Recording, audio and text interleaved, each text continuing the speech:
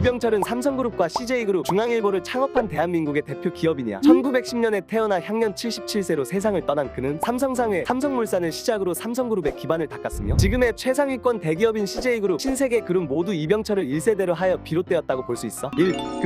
금수저였어. 이병철은 경남 의령의 대지주 집안에 태어나 유복한 유년기를 보낸 것으로 알려졌는데 무려 500평이 넘는 넓은 땅에 여러 채의 기와집으로 이루어진 대저택에 사는 것으로 알려졌어. 삼성물산의 전신인 삼성상회도 아버지한테 받은 사업자금으로 시작을 할 수 있었어. 2. 한량. 젊었을 때 한량 같은 삶을 산 적이 있었대. 20살에 일본 와세다 대학으로 유학을 갔지만 건강 악화로 중도 포기하고 고향으로 돌아왔는데 어느 정도 건강을 회복한 뒤에도 2년간 그저 부친의 송금을 받으며 직장 없이 지냈대. 결국 그러다 이웃 친구들과 도박의 일종인 골패에 빠지게 되었고 한밤중까지 도박이 계속돼서 늘 달그림자를 밟으며 집으로 돌아오는 일이 빈번했다고 해. 그러다 내 아이의 아버지가 된 26살. 그날도 여느 때와 마찬가지로 도박을 하고 집에 돌아왔는데 방문을 열고 달빛에 비친 아이들의 자는 모습을 보는 순간 악몽에서 깨어난 듯한 심정을 느꼈고 그렇게 허송세월을 보낸 것을 자책하고 밤새 공무원이 될까 사업을 할까 자신이 할 수 있는 것들을 생각해보다 끝내 사업을 하기로 마음먹었다고 해. 훗날 이병철은 인터뷰에서 이때가 헛된 시간이 아니라 오히려 삼성을 만드는데 결정적인 영향을 끼쳤다 라며 당시를 회고했어. 3. 애연가. 이렇게 26살의 사업 시작을 기점으로 전설적인 역사를 써내려간 이병철이지만 말년에는 건강 문제로 꽤나 고생을 했어. 평소 흡연을 즐겼던 것이 원인이 돼서 폐암에 걸렸는데 일반적인 경우보다 상당히 빠르게 진행되었다고 해. 호흡기 전반과 흉부 건강도 상당히 악화되었고 치아 건강도 좋지 못했대. 실제로 말년에 여러 인터뷰에선 거동이 자유롭지 못하며 목소리가 거칠고 발음이 정확하지 않은 모습을 보였다고 해. 4.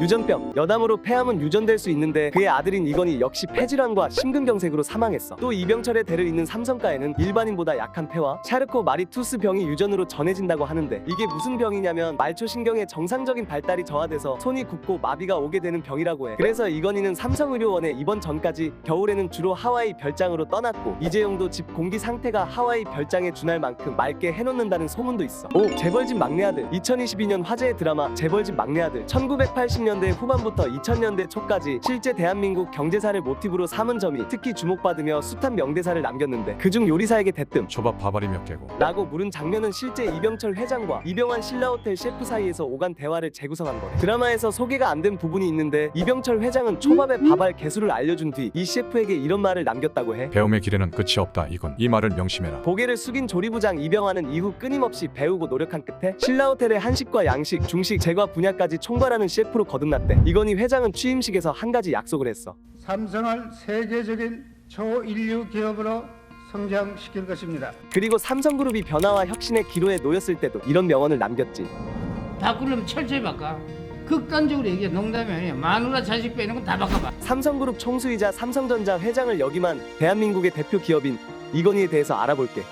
1. 학창시절 1942년 일제강점기 당시 경상북도 대구구에서 삼남으로 태어났어. 성격은 내성적이어서 어릴 때부터 말수가 적고 사람들과 어울리기보다는 혼자서 놀고 사색하는 시간이 많았다고 해. 딱히 말이 없고 행동도 느릿느릿한 학생이었지만 무슨 생각을 그리 하냐고 물어보면 나는 사람 공부를 제일 많이 한다. 이런 황당한 답을 하기도 했다고 해. 근데 그게 그냥 하는 말은 아니었는지 삼성의 한 임원이 이병철 눈밖에 나서 쫓겨난 일이 있었는데 고교생 이건희가 아버지를 찾아가 설득하자 이병철이 두말하지 않고 그 임원을 다시 불러들인 일화가 있었대. 이병철은 스스로의 인사관리에 대해 자신감을 가지고 있었지만 그보다도 고등학생 이건희의 사람 보는 눈을 더 인정하고 있었다는 얘기인 거지. 2. 이병철의 염원. 연세대에 입학했다가 자퇴하고 와세다 대학으로 진학해 졸업했다고 해. 사실 이건 이병철 회장의 뜻이 담겨있는데 서울대 못 가면 일본으로 대학 가라는 이병철 회장의 의중 때문에 연세대를 자퇴하고 와세다 대학으로 진학을 했다는 거야. 물론 다음 편에서 이야기하겠지만 이 염원은 이재용이 서울대학교로 진학하면서 이루어졌다고 해. 3. 자동차 매니아. 자동차 매니아인 그는 유학생 시절 중고차를 사서 샅샅이 뜯어보고 다시 조립하곤 했다고 해. 유학 시절 무려 중고차 6대를 수리해서 팔았는데 판매 결과 원래 산 가격보다 $700의 이윤을 남기는 타고난 사업가의 기질이 벌써 보였다고 하지. 4.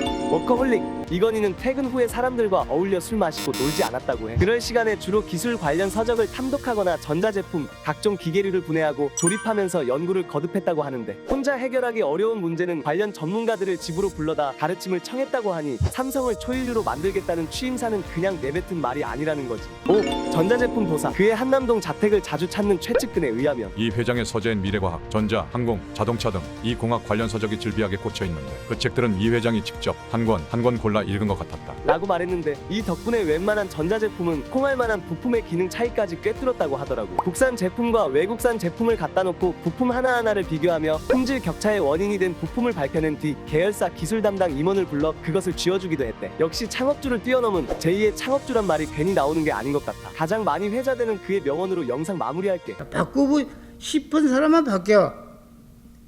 많이 바뀔 사람은 많이 바뀌어. 많이 기여해. 적게밖에 못 바뀔 사람은 적게 바뀌어서 적게 기여해. 그러나 남의 뒷다리는 잡지 말라 이게. 이재용은 삼성그룹의 총수이자 삼성전자 회장으로 대한민국을 대표하는 기업인 중 하나야. 오늘은 이재용에 대해 몰랐던 사실을 알아보자. 1.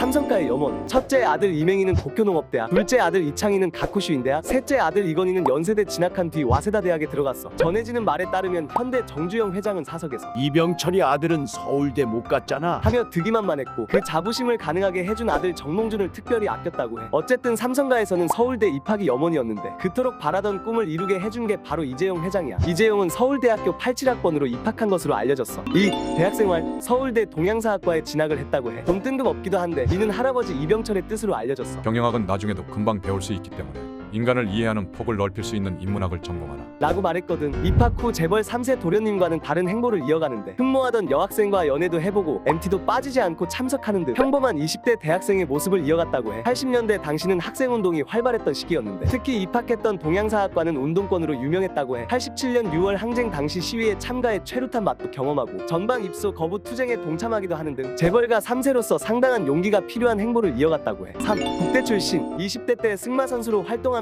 국가대표로 선발된 적도 있어. 1990년 국제승마협회에서 주관하는 대회에 국가대표로 참가해 무려 금메달을 차지하기도 했고 최대 승마대회라는 아시아 승마 선수권 대회도 참가해 은메달을 따냈어. 80년대 후반부터 90년대 초까지 한국 승마 국가대표로 활약하다 95년 일본 유학을 떠나면서 대표를 그만뒀다고 해. 4.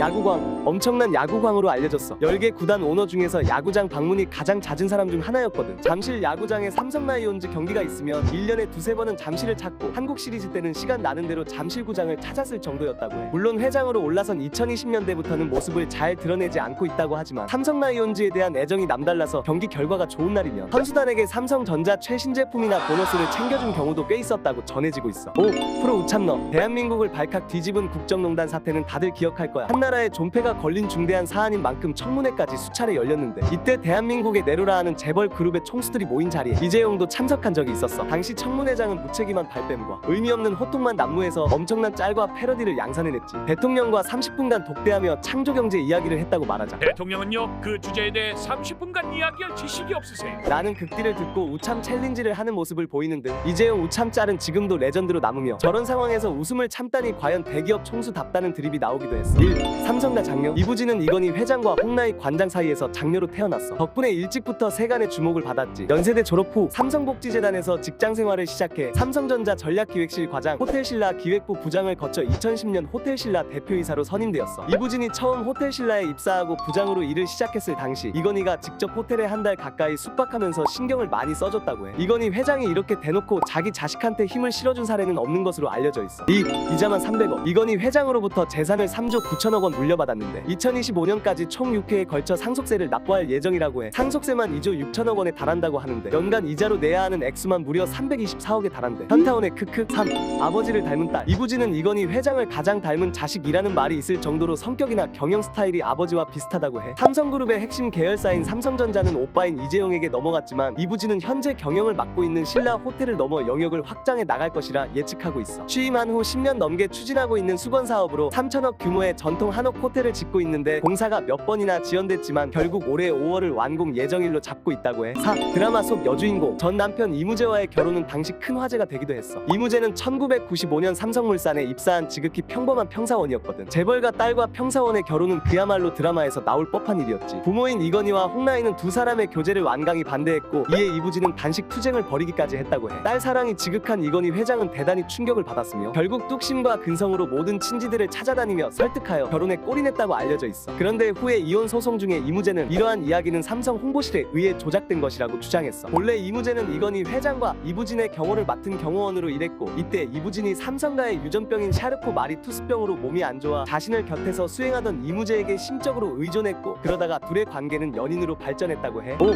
재산과 인기. 포브스 기준 오빠인 이재용이 1위, 어머니 홍나이가 2위인데 이부진은 8위에 랭크되었어. 최근 삼성전자 524만 주를 매각하며 4,400억을 현금화했는데 현재 가지고 있는 재산은 5조 4,200억으로 알려져 있어. 지금 기준으로는 순위가 더 올라갔을 수도 있겠지? 재벌, 미인, 병양미, 돈 안 보고 결혼, 돌싱이라는 요소 때문에 햄피기어도 설정 과다라는 밈이 소소하게 있으며 실제로 남성뿐 아니라 여성들에게 인기가 있는 편이라고 해. 1. 삼성가의 아내. 1945년 출생으로 전주에서 태어났어. 전라도에서 얻은 기쁨이라 해서 이름을 나이로 지었다고 해. 이후 서울에서 당대 최고 명문인 경기여자중학교와 경기여자고등학교를 거쳐 서울대학교 미술대학 응용미술과를 졸업했다고 알려졌어. 삼성그룹의 창업주였던 이병철의 눈에 들어 며느리가 되었는데, 이병철은 홍나이를 미술관 관장으로 낙점하고 당시 돈 4만 원을 매일 주면서 미술품을 사오도록 했다고 해. 이후 삼성미술관 니움 관장이 되어 국내 미술계에 큰 영향력을 끼치고 있어. 이 한국예술계의 데모. 한국매세나협회나 예술의 전당 후원의 임원을 맡은 것에서 알 수 있듯 한국예술계를 많이 후원하는 데모 중 한 명으로 꼽히고 있어. 본인의 전공인 미술 분야에서 특히 유명하지. 물론 그 외에도 예술 분야 전반으로 발이 뻗어 있고, 2000년대 한국 피아니스트 최고의 천재였던 조성진의 재주를 알아보고 쇼팽 콩쿠르 이전부터 후원하기도 했어. 니움 미술관장을 지내던 시절 정기적으로 출퇴근하지 않고 주요 행사나 전시가 있을 때 니움 미술관을 찾은 것으로 알려졌어. 남편 이건희와 다르게 미술관을 방문할 때 관계자들이 의전하는 것을 불편히 여겨 조용히 머물다 가는 소탈한 성격의 소유자로 알려졌어. 아들인 이재용 역시 이런 성격을 물려받았는지 공연을 관람하거나 공항에서 입출국을 하는 등 일정을 소화할 때 대부분 의전을 거부하고 홀로 움직이는 것으로 알려져 있어. 3. 진정한 부자. 삼성전자의 개인 최대 주주에 하와이 빅아일랜드의 최고급 대저택을 보유하고 있을 만큼 엄청난 부자야. 하지만 진정한 부자로서의 품격을 보여줬는데, 법정 스님이 삼성서울병원에 입원했을 때 돈이 없자 병원비 약 6천만 원을 대납해준 적이 있었어. 법정 스님은 베스트셀러 책들이 많아서 인쇄 수입만 10억 단위 이상 벌었지만 인쇄를 전부 학생들 장학금으로 기부해서 수중에는 돈이 한 푼도 없었다고 해. 4. 순탄치 않은 가정사. 대표적인 재벌가 사모님임에도 사실 가정사는 마냥 순탄했다고만 볼 순 없는데, 막내딸이 탈로 생을 마감한 건 유명하고 지금은 사별한 남편도 말려낸 스캔들 등으로 자기 가슴에 대못을 받기도 했고, 아들도 결국 무리한 승계 작업 때문에 감옥에 왔다 갔다 하는 등 개인적으로는 마음고생도 꽤 많았다고 해. 실제 아들 이재용이 감옥에 들어갔을 때에도 눈물로 기도를 했다고 전해졌어. 이후 아들이 출소하자 같이 절을 돌면서 휴가를 보내기도 했지. 5. 그들만의 리그. 여자 KS라인으로 유명한 경기여고 서울대 출신으로 엘리트 코스를 밟았어. 다수의 여성은 대학은커녕 고등학교조차 가기 힘들었던 당대를 생각하면 학력으로는 거의 국내 끝판왕인 셈이지. 신우이 신세계그룹 이명희 회장과 상당히 친한 사이라고 알려져 있어. 이명희 회장은 오빠인 이건희 회장과 오누이 간의 사이가 좋은 편이었거든. 다만 루머에 의하면 은근한 집안 경쟁이 있어서 아들 간에도 서울대 보내기 경쟁을 시켰다는 말이 있어. 실제로 둘의 장남인 이재용과 정용진은 초중고를 모두 같이 나왔고 대학도 나란히 서울대로 들어갔으니 자연스레 경쟁 관계가 형성됐음을 짐작할 수가 있지.